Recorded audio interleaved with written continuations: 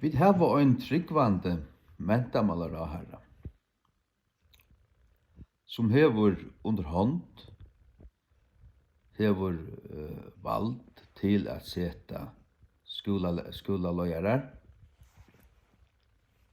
og så fer han skoti upp trúi forslø frá onkrar nevnd og han hevur så avgerna og han velur nummer 3 til hansara vel. Men kringvarpskloddaner tål ikke hansara vel til at sjúggja jamen tan 3 var en tryggvande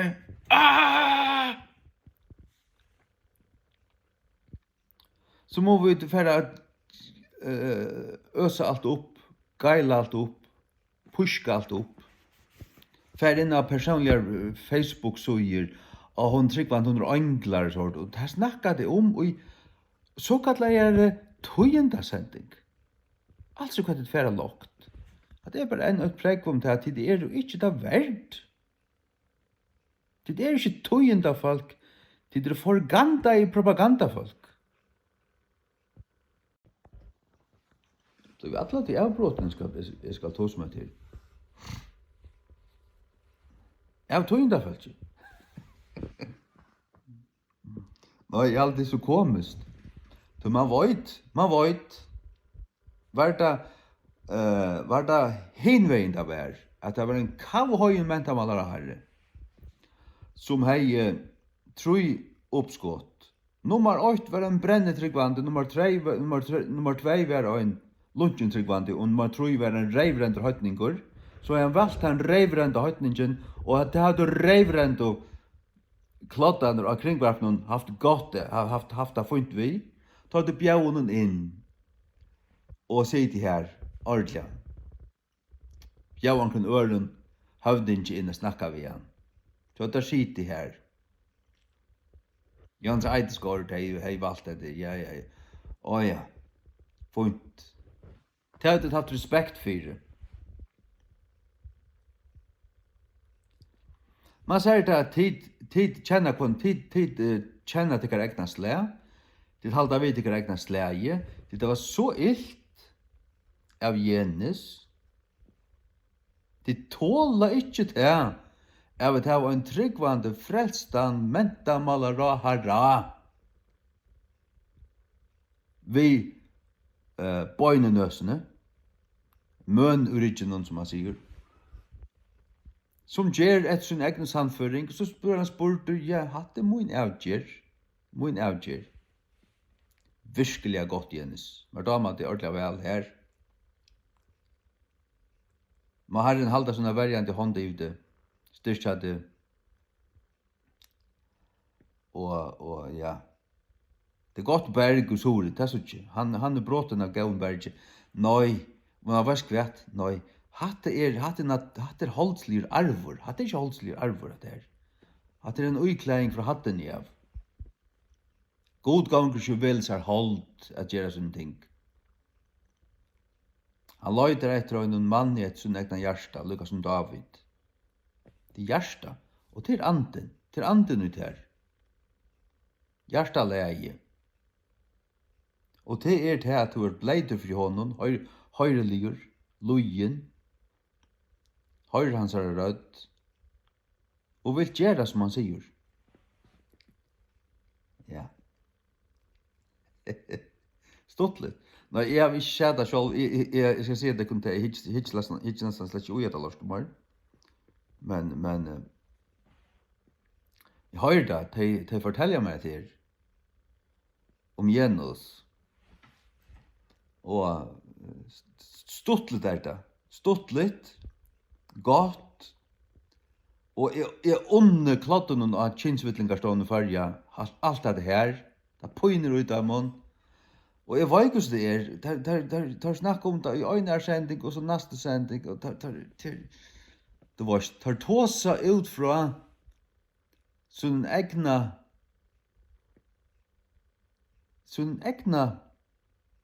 hjärta, myrska, marxistiska, vinstrahalla djävulrända hjärsta. Det är vad det tar sig ut från. Det tann vet det spänna. Og det en globalistisk agenda i gongt, så vil en tidsen opp her, og det bjør omkran lærda, omkran serfrøying. Ja, skrivende riker, doktorriker om det her, hætorstalo og alt det forskjellige. Ja. Og så vil det, men urkomman, veien det skal færa tann globalistiska vägen. Det som tar till arbete för George Soros och Biden och Klaus Schwab och kompani. Hade en förlångt armor av Davos och Switzerland och Schweiz. Globalisten här som sitter här, som vill styra allt, knyta allt samman i åt. Og all møtstøv møtet tog skal berjas nyer. Vi nekker knorlar landen som det ikke får bars nyer. Vi suttja at først i jøkken dekkun, og kun damma vel at avduka dekkun, og han gjør dekkun ut av snør.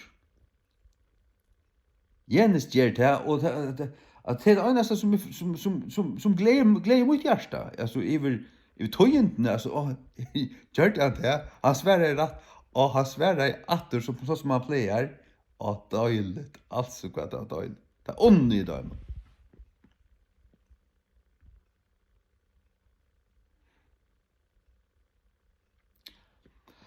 Milaner og jeg bare at mila okkun tøyenter.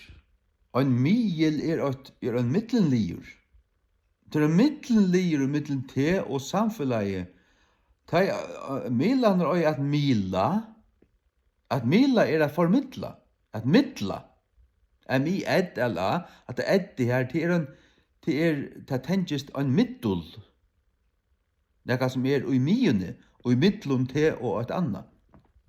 Tur brukaren, tur borgaren. Du vil ta vite hva går fyrir i landen. Fortell meg nu. Men det gjør det slett ikke. Det vil jeg lære til hva du skal huksa, og hvordan du skal huksa, hva du skal dama og ikke dama. Det er ikke tøynda Milan. Det er propagandisering. Det er stand ikke modell til.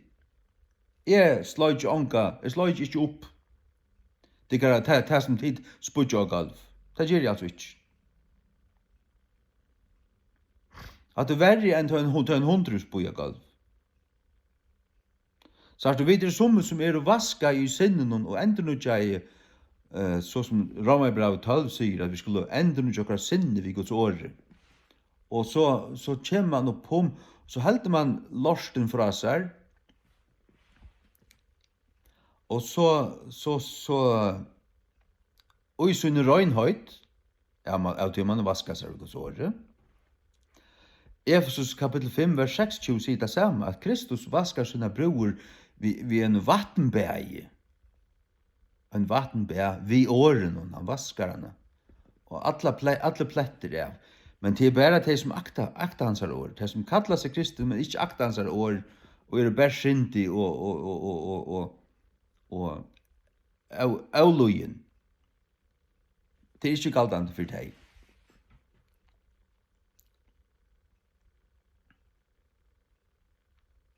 Ja. Nei. Stå til å høre. Jeg unner det kun det. Jeg håper det svøyer og ikke at det kunne så. Virkelig, Janne. Da vet jeg det gjør. Så har vi et år til Jenos. Jenos.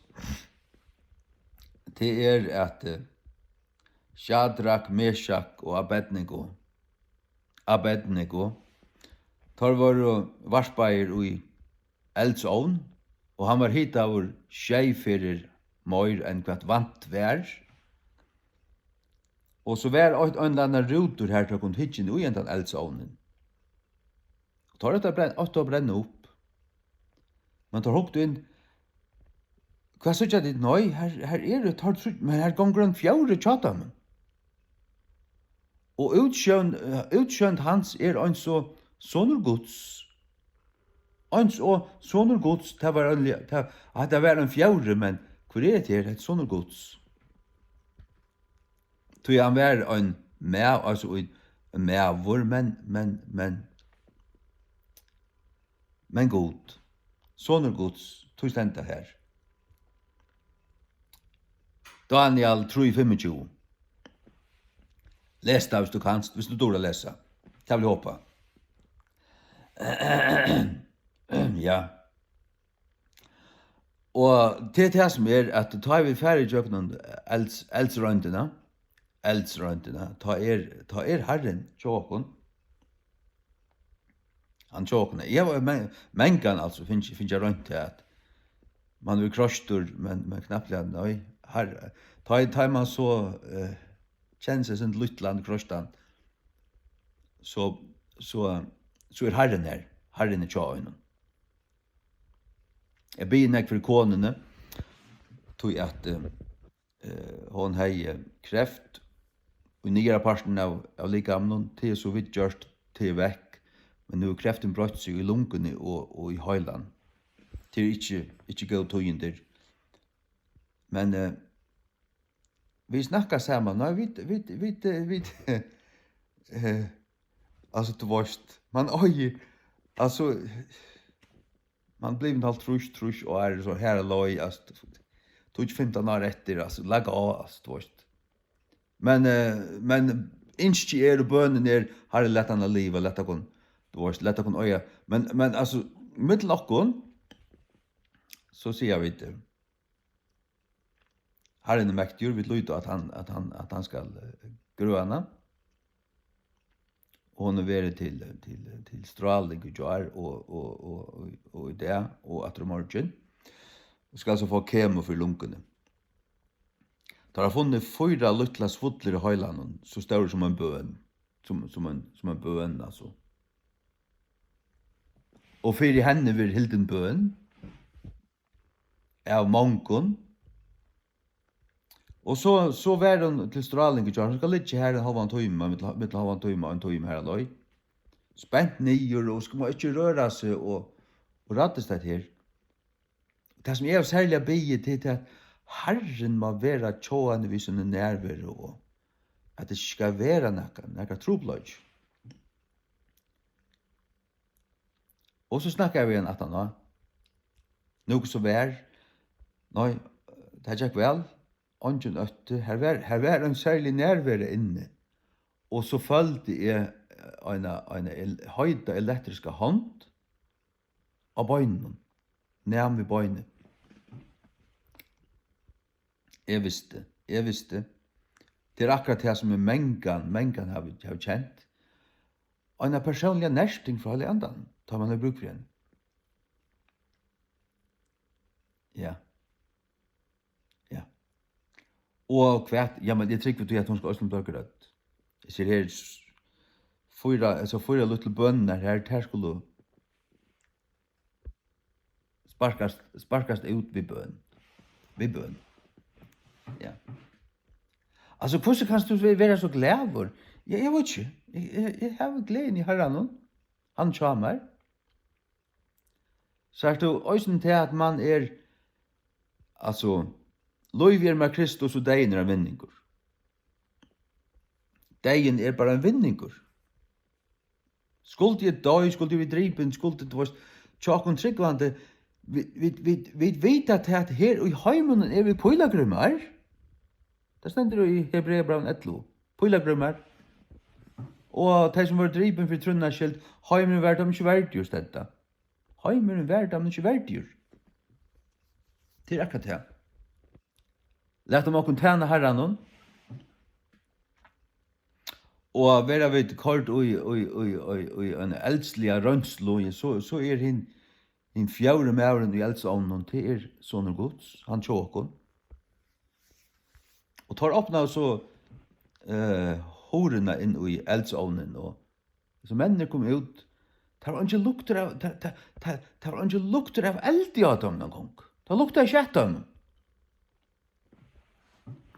Og kvart, at han elden, kvart hendte ta, da finner hagre tegn. Hagre? Arne det hade bara ver hirmen tjänarar. Men att han elden tar blev där lite upp. Daniel blev högst med. I Babylon. Ja. Akkurat som Øystein vi under sjåven Josef i Egyptaland, ja, ståst. Han skulle gjøre nek fangsel, ditten datten. Men God gav honom at tøya dreimen tja farao. Og det var så størst under at, og bjerga i ødelen i Egyptaland, at farao lytte han opp og sette han vid sånne høyre hånd og gav honom alt valgte. Sette ring på hans hånd og alt. Bæra og i hasetten skulle han være hagri enn Josef. Men han gav Josef a styr ødelen. At lukka som god feir i Jesus, ha? Og trånen her feiren, for feiren hagri, men han vil givet sin alt valgt i himmelige gjør. Så tror jeg at gjøre til akta, One. Tror jag att göra One till akta, ska jag säga där. One. Ja. Tror jag att göra. Nå, så att färra vi till jag eldsrönd så kommer vi till jag nu, ja, och vad är hänt nu? Vi är bara röjnar i närkant. Röjnar i närkant. Och han fjärde med sånne gods, han är tjåkon, alltså. Vi är färdig tjåkon. Skulle tjåkon att det här toper, att strala höjlan och datten. Ta sånne gods tjåkon och nästa vekon. Det är allt läg. Jag tjatar. Jag halter den hånd.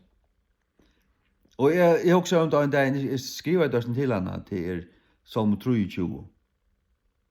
Yea, though I walk through the valley of the shadow of death, though I walk through the valley of the shadow of death, I will fear no evil, for thou art with me. Ikke into, sagt du, de som ikke kjenner Herren, de genga inn i Deskogansdal og langer nyer. Og det tar det heim. Det her det færre. Men vi genga og jøknen, Deskogansdal, det kan være her i Løyven, eller det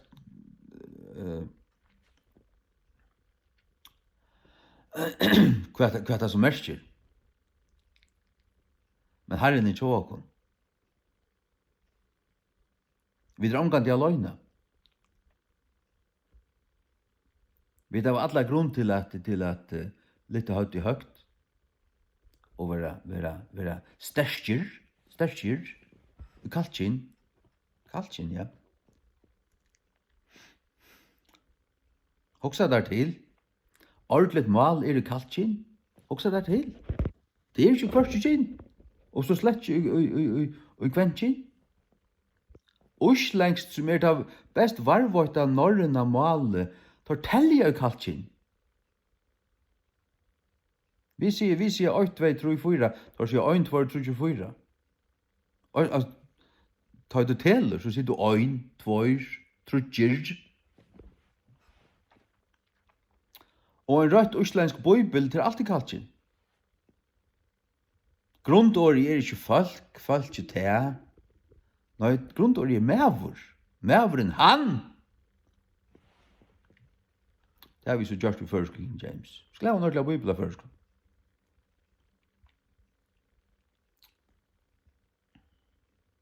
Ja. Og det her pøyner det så ikke nøyligt. Det er vel ondt. Det er så fløytande vel ondt. Ja.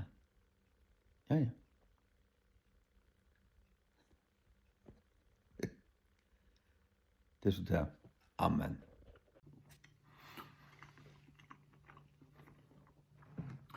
Jag har bara sett mig äta.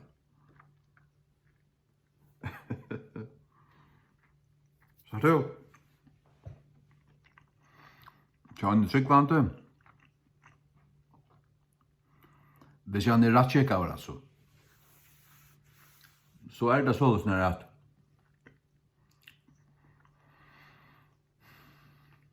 det som vender ner vender upp. Det som i heimen vender ner, det vender upp. Det som vender upp, det vender ner.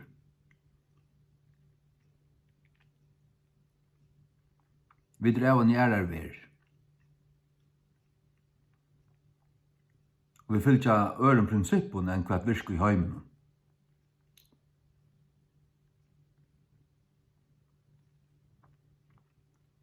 Han som vil opp, han som vil rysa, han skal nyer først, han skal eimodjast, og sånn ekka.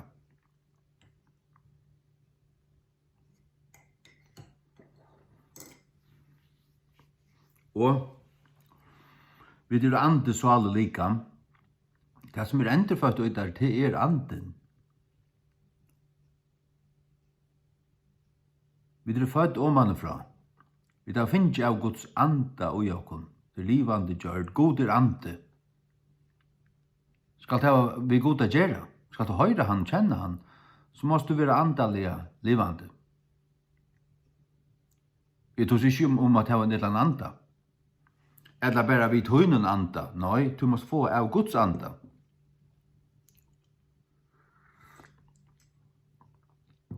Och så går du fram i tøy. Du går fram i andan. Ikke kjøtten. Og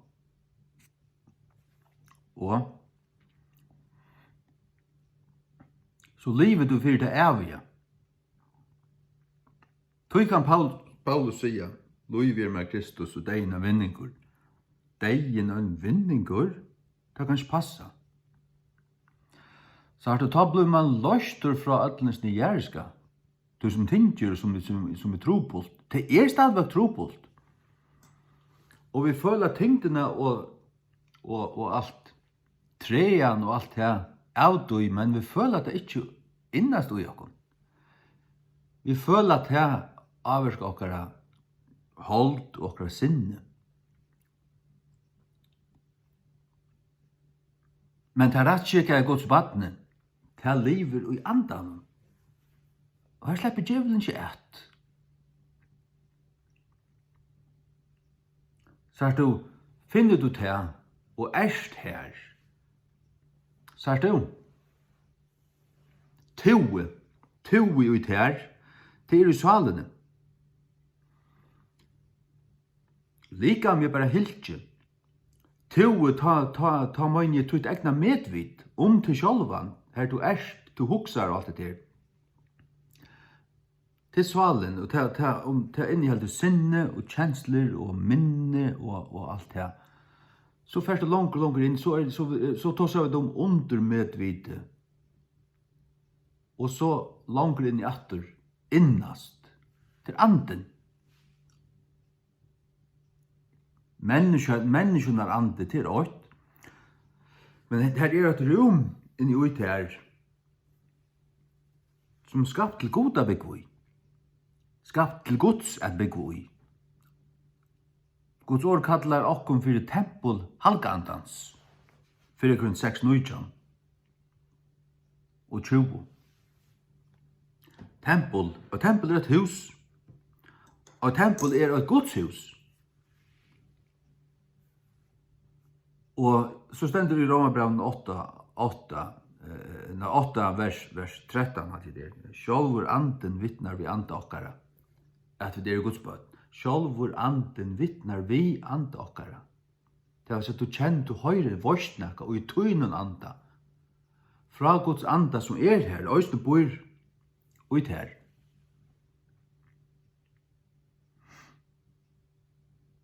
At du er Guds bøn.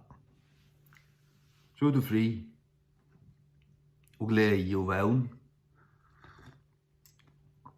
Guds rydde er ikke eting og dretting, men rettvise, frier og glede. Og i halv andan. Rom 20, ja. Ja.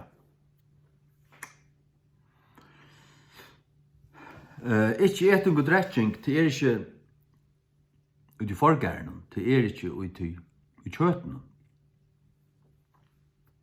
Det rattvise, frier og glede, hver hever du til? Ja, men det er i andan, i hjertan.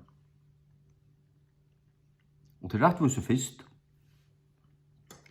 til rattvise gjering og rattvise, livet og i rattvise. Så hever du fri, vidværende, Guds fri, som gonger fram vid at vite, og så fast du Guds glede. Og det er eveluknande av en flamme som brenner. Alt det her. Så vi tar som Guds rydje. Guds rydje ja, men så er det Guds løyve i jakken. Det er hese tingene her, rattvise, frier og glede. Så det er at vi god å gjøre. Det er til at hava god byggvand ut der. Rattvus gjørder av trygg, hava vi nu fri. Rattvus gjørder. Vet du hva utländska bibelen fra 1544 sier?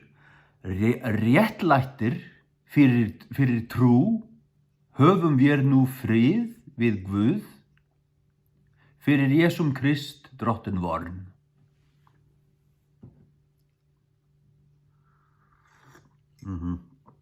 Rettlætter. Hverjer? Tar menn som tryggva. Tar menn som rattvusgjørter. Ja, men hver konen der? Konen skal finne sin identitet under mannen. At det bibelst. At det tåler samtiden slett. At det tåler det tryggvande heller ikke det. At det lærer bibelen tvørst i jøkken, ja, i Norge.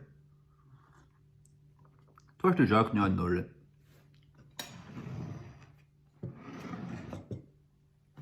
Ja. Halleluja.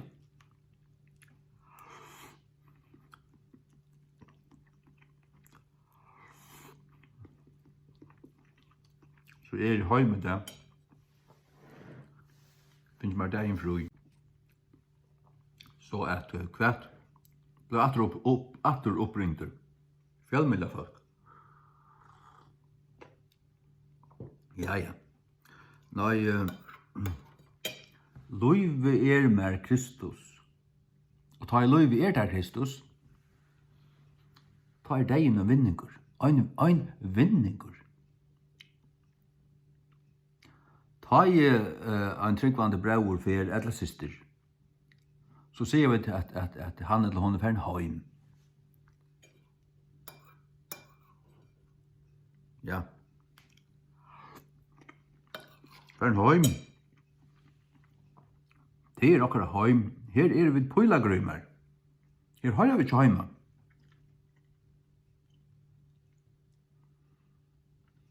Her har vi ikke heima.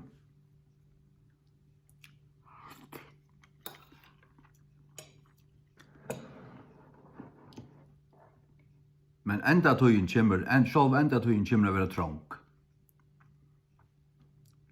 Hun kommer å være trång.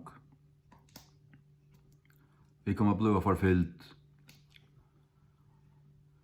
Hvis vi nokta er fylltja globalistiske agenda inn i det, så blir vi trångt og forfyllt og tidsen og sett og leirar. Allerhelst punt og alt muligt. Det hendte i 1914, midt i Europa. Hvor skulle det ikke kunne hente efter det? For bytja der alle leirene til det, kallar det covid-leirer, humbug. Det er bare en undanførsel.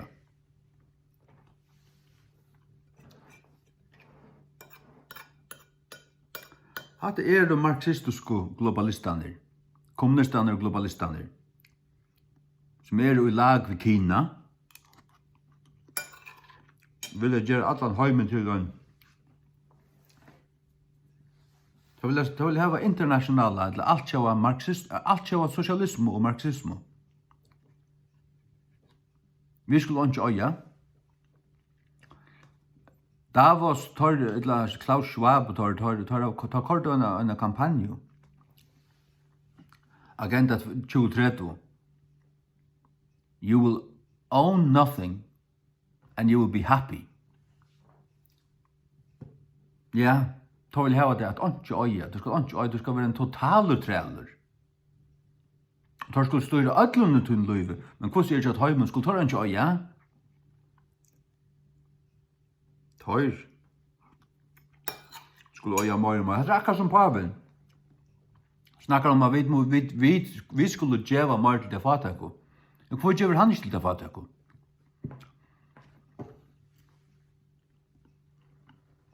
Sitter av milliarder, trilliarder. Nei. Så at det her ståler man slik på, jeg vil høver ikke.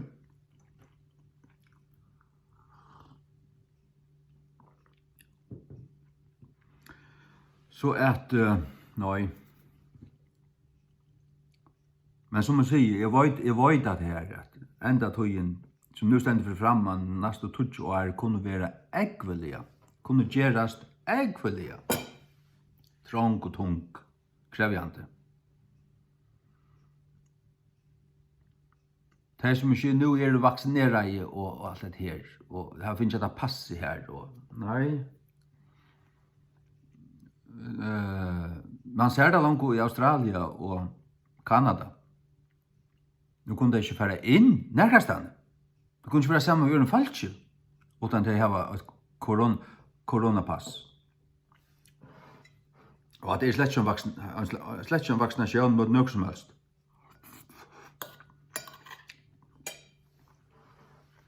At det er så jævlig negting. Men en vaksinasjon er det ikke. At det er en part av globalistiske agendaene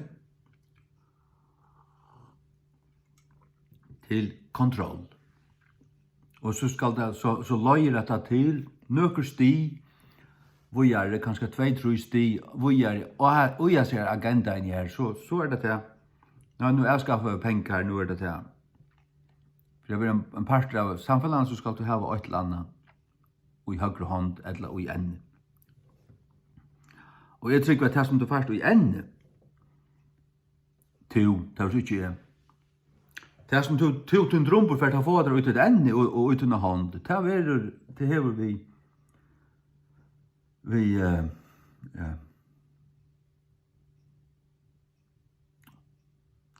AI gjøre, Artificial Intelligence.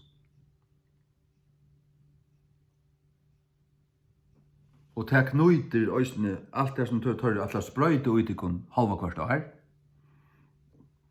Vi er til her, som så øyne du får bo og høyrer og du varst høyrer ut i den høtte. Eller du får tankar. Hva kan man se tanker fra? Du får stulter.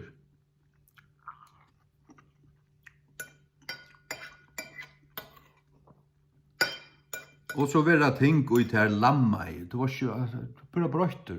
Nei. Du fikk akkur stoff i din kropp som lamma i til at det er senter i høylandet der.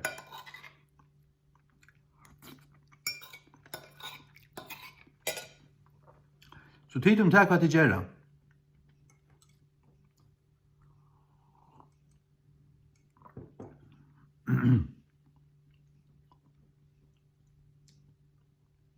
Jeg vet ikke hver jeg stande. Stande med til høyla lorsen. Stål slett ikke på djævre. Det fleste du ikke synes at det er djævre.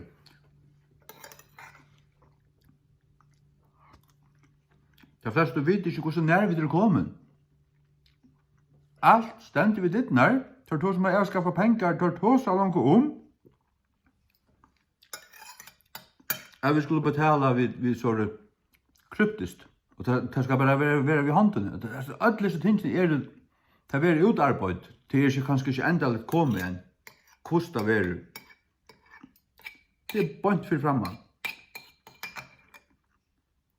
Jeg mener vi til flere muligheter. Det kan være et chip, det kan være tatuering, en avskjønlig tatuering. Men hon hever vi kjeiping og selging å gjøre. Og det kommer å avvirke øsene til høyt.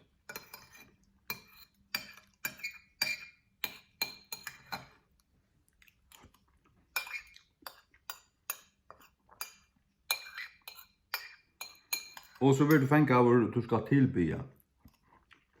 Så vil du trygg for å kontrollere hva du slipper tilbya og ikke. Og det globalistiske styret som tål at han heimen til å tilbya drekan som Lucifer og Satan.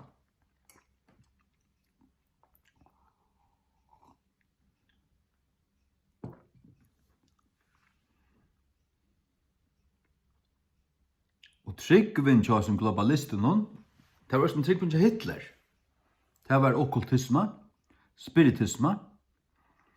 Han røy av en alder som byrja av Madame Blavatsky og Madame Blavatsky. Han teosofistiska, teosofi. Kvann tilbya tar, hva det at blei ikke av dem? Det at Lucifer. Lucifer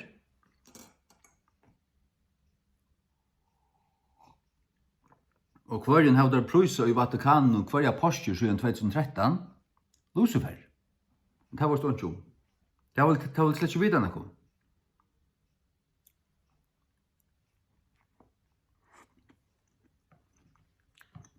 Det er nytt ikke at nevne ting konspirasjoner ta det verlige henta. Ta for sånt.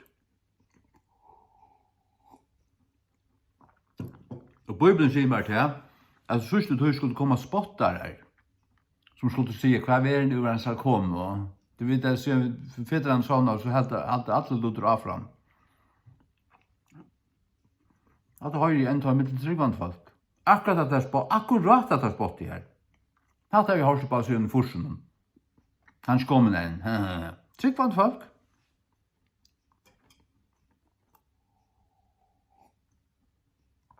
Stendur i Hebreerbrevet 5 at Jesus kommer etter ham som vant etter ham.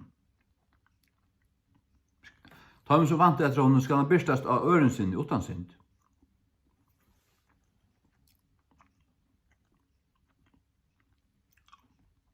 Kommer Jesus.